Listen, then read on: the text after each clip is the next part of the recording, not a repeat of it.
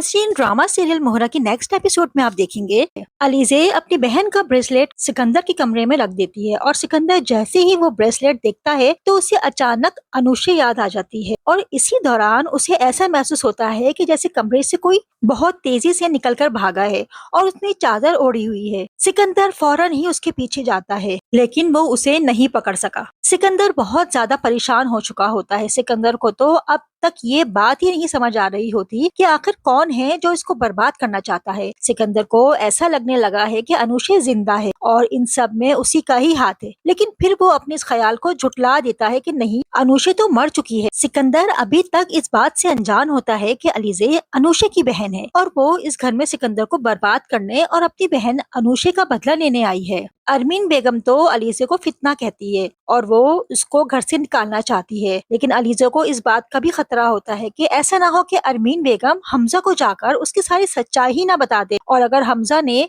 अरमीन बेगम की बात पर यकीन कर लिया तो वो कहाँ जाएगी, उसके पास तो कोई ठिकाना ही नहीं है। अरमीन बेगम अलीजे के कमरे में जाती है मगर वहाँ अलीजे नहीं होती, लेकिन थोड़ी ही देर में वो वहाँ आ जाती है तो अलीजे अरमीन बेगम से उसके कमरे में आने की वजह पूछती है। तो अरमीन उससे कहती है कि मैं यहाँ ये देखने आई हूँ कि तुम्हारे इस घर में बस कुछ ही दिन बाकी हैं और एक न एक दिन मैं तुम्हें इस घर, इस कमरे और हमजा की जिंदगी से निकाल दूंगी। अलीजे अरमीन की बात सुनकर उसे जवाब देती है कि आपके ये ख्वाब सिर्फ ख्वाब ही रह जाएंगे, लेकिन मैं इस घर से उस वक्त जाऊंगी जब मेरी अपनी मर्जी होगी और इस वक्त आपके पास कुछ भी नहीं बचेगा सिवाय मातम मनाने के। मैं तो इस घर की सारी बुनियादें ही हिलाकर जाऊंगी। अलीजे अनुषा की मौत का बदला सबको तबाह बर्बाद करके लेना चाहती है और इसमें वो काफी हद तक कामयाब भी हो चुकी है।